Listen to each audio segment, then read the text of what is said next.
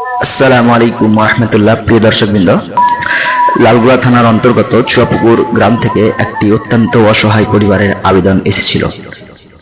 পরিবারটিতে দুইজন সদস্য, স্বামী এবং স্ত্রী, দুজনেই বয়সের ভারে আর কোনো প্রকারের কাজ করতে পারেন না এবং মানুষের কাছে সাহায্যও চাইতে পারেন না ইজ্জত ও সম্মানের কারণে।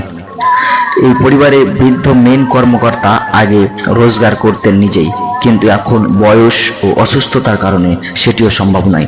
বরং তিনার চিকিৎসার খরচ চালাতে তিনার স্ত্রী ভাটায় মাঝে মাঝে রাঁধার কাজ করেন, কিন্তু সেটাও ঠিক মতো করতে পারছেন না। ফলে চিকিৎসা এবং খরচ এবং দৈনন্দিন খাবারের সংকট চরম আকার ধারণ করেছিল।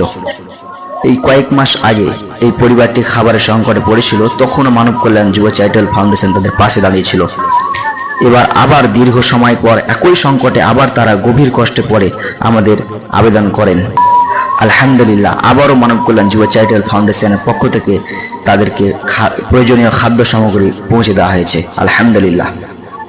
রাসূল সাল্লাল্লাহু আলাইহি সাল্লাম বলেছেন, তোমরা বেশি বেশি ক্ষুধার্তকে খাদ্য দান করো, তাহলে শান্তির সাথে জান্নাতে প্রবেশ করবে। অপর হাদিসে এসেছে, যে ব্যক্তি অনুগ্রহ করে না, আল্লাহ তার প্রতি অনুগ্রহ করেন না। আমরা দোয়া করি আল্লাহ তাআলা এই পরিবারটির কষ্ট সহজ করে দিন এবং আমাদের আরো বেশি বেশি এইসব কাজ করার তৌফিক দিন। আমিন। জাযাকাল্লাহু খাইরান। আসসালামু আলাইকুম ওয়া রাহমাতুল্লাহ।